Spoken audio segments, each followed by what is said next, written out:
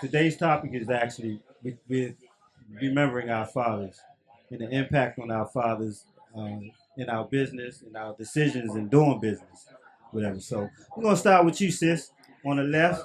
Introduce yourself, your name, and tell us something. Give All us a right. story.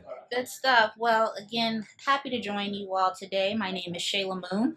I am a government relations professional, homegirl, West Coaster, all those great things. Okay. And very happy to speak on certainly someone that was impactful on my life and my journey, and it Okay. is my father. Yeah. I grew up in Denver, Colorado, in a funeral home family, and my father was a mortician by trade. Okay. And why I am in this space and wanting to help my community is because I saw how my dad every day, 24/7, because the joke is death and funeral home business is a business that never dies. Right. It's Right. always there. Right. But I saw how my father poured into the community and how he treated certainly everyone the same. Right. And there's no greater space than to be of service to people, certainly when they need you and at a time of need. And that in the space of bereavement is where I saw my father step up. You know what? When you said in a space of bereavement, that made me think about that movie, The Family, with Chris Rock, all of them, and he kept using that word bereavement, but he was using it as a W. I just said that. I just said a moment. Bereavement. Yeah. No, But if you can, put the mic a little bit more Okay. direct on you, There we because go. I got the A little bit of So feedback. yeah, go ahead. I got you. Finish your story. But my father, he's now deceased. He passed away in 2019 in a car accident. Literally was leaving the cemetery with the family and was T-boned. But I couldn't, certainly fathom my father leaving this earth other than the space of knowing he was helping others, and it was in that instance. Um, my dad, the only child, growing up in Denver, Colorado, What born was and his name raised, again? I'm sorry. Everett Windsor Moon. Say it again. Everett Windsor Moon. One more time. EW. Everett Everett Windsor Moon, Windsor also Moon. known as Boots. Boots. Also, Yeah. again, depending on who you're talking to, P Naughty, Hold prettiest. up, P Naughty. Yes, That's okay. that was his college nickname, the P Naughty. prettiest Negro on the yard. That's funny. That's what's up. He had a swag to him again. Exactly. He So had who, to. who I saw at homecoming was dramatically different from the gentleman who I saw picking me up from school. But those were my memories of even my father picking me up from school. I used to joke that my dad ruined my middle school life because he was running late one day and actually picked me up in the hearse in front of everybody.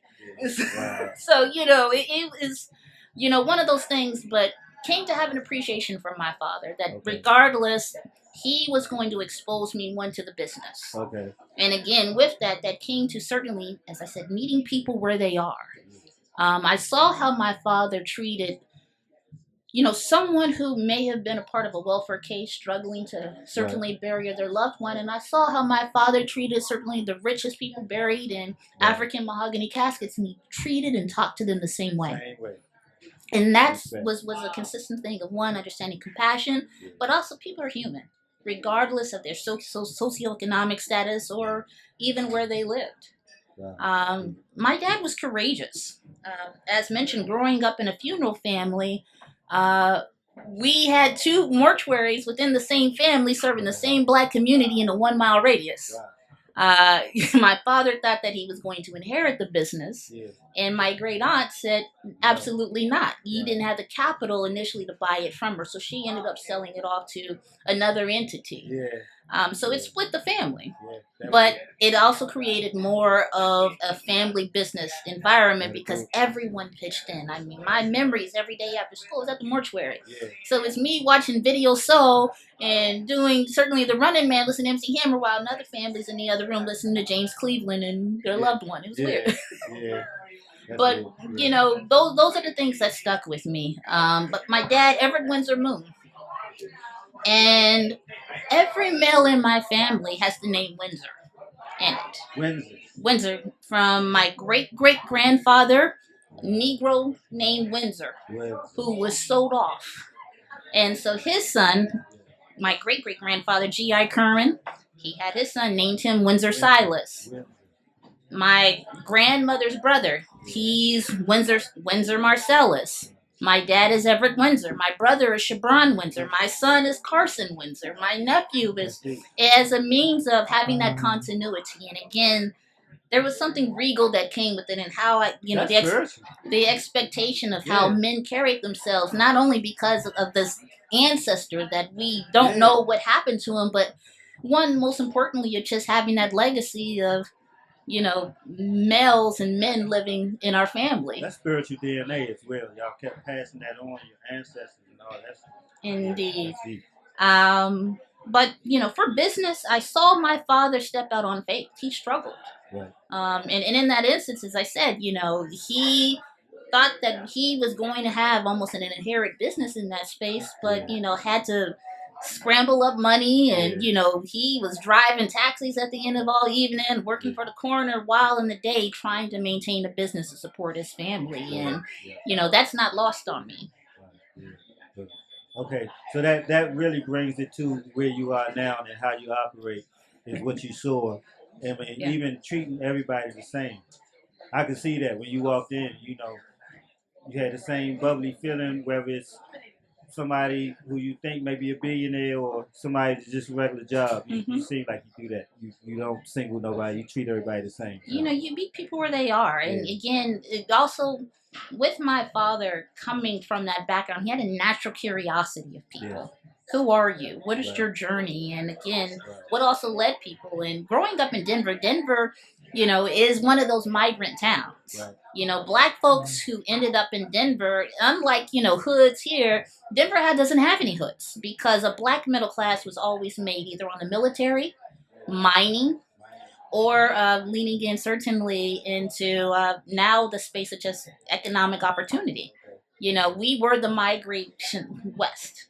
And so it was a curiosity that came because you had Black folks who were coming from Texas, who were coming from Missouri, who were coming from Kansas City.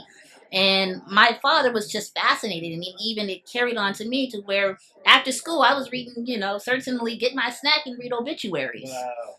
And so it gave an intersect and an understanding of not only history, but also understanding some of the challenges that we have faced in the different things, not only in health, professions, but also just looking at community development. Wow. And what about you, sis? Let's chime in here. What about your daddy's story, your papa's story?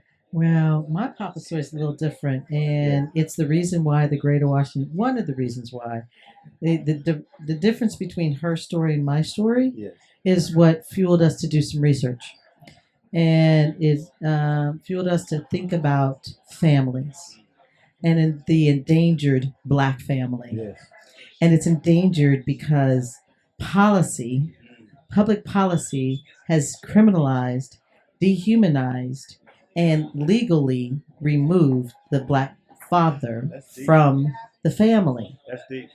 And we can go to lots of policies. It could go the school to prison pipeline, the fake war on drugs, redlining, child welfare laws, and on and on. That's right? So I have a little different story than she does. So who was your dad? I had 3. Wow. Give it to him. So my biological father, Clifford Cornelius Robinson, who I look just like. Clifford Cornelius. So he was a corporate exec with Dow Chemical and also an entrepreneur.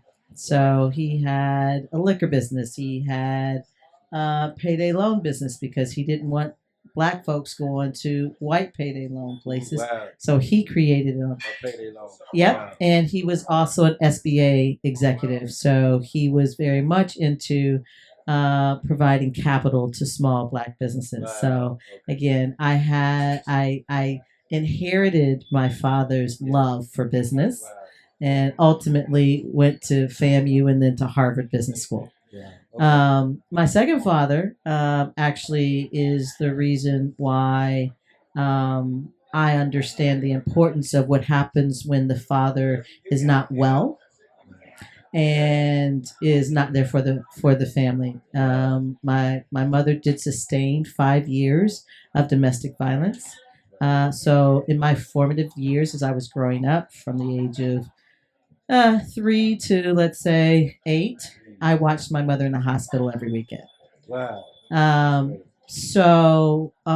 It in that situation, what I learned afterwards was that my stepfather, suffered from mental health illness, and back in those days, nobody knew. Nobody knew. And we weren't being diagnosed. Wow. And so he turned to alcohol. And so the alcoholism, the paranoia that came with his mental health disorder, caused him to be an angry and violent man. Wow. And yet that wasn't who he really was. Wow. And that's deep how you was able to process that way and it not be just trauma. But you was able to explain, you're able to process and understand where that came from. Yeah. I mean, it does have the challenge, though, of which is why I want fathers to be, and we want to repair and unify fathers, or rejoin fathers to their families and ensure that there's a healthy child-father relationship. There was a level of insecurity that comes when the father is not there. I didn't have a man to say, baby girl, you're beautiful. I didn't have a father to say, baby girl, it's going to be all right. I didn't have a father at that time that protected me and allowed me to feel secure. So insecurity was a huge factor for me as I was growing up. I had to fight through that. I had to do therapy to get that. And then lo and behold, my mother gets divorced, and a year later she gets remarried, and she married what? A preacher. Oh, okay. So she married an AME minister who had been set aside when he was a teenager. Followed in footsteps, of many of his folks that come, his fathers before him. And I then watched, and he was in my life for at least 40 something years. Okay. And I literally watched him preach the gospel that whole time. And it's because of him that when it was time for me to heal and address my insecurities, address that absence of confidence or otherwise, that I turned to the Lord. Wow. And I turned to the church because he showed me the way. Okay. So at one point in time, he actually said, I'm going to need you to go to seminary. And I said, not me. Yeah. And what's his name again? His name is David A. Perry. David A. Perry. Say it one more David time. A. Perry. Wow. Otherwise known as DAP. DAP. There we go. Or Papa D. Papa D. Yeah. So that's the topic of this week. Just how our fathers, plural for you, had an impact on what we're doing right now in our business. And his impact on me, my again, they all had an impact on me. Yes. But my Papa D showed me what it meant to be a servant leader. Wow. He showed me that the purpose in life was to save somebody else's. And that's what you're doing. And that's what I'm doing. That's what you're doing. Yeah. So we got another slew of interviews. Absolutely. And I appreciate y'all bringing your presence on this. Thank you so much, Brother Tate. We're gonna do many more of this, and especially I'm really digging bereavement. That's bereavement. Oh my God, you got jokes, Tate. I look forward to later. I'm about to be out there checking out the whoever the vendor is today with the. Oh yes, we got to go get the food from Chef Jay. There you go. All righty. Thank you so much. All righty.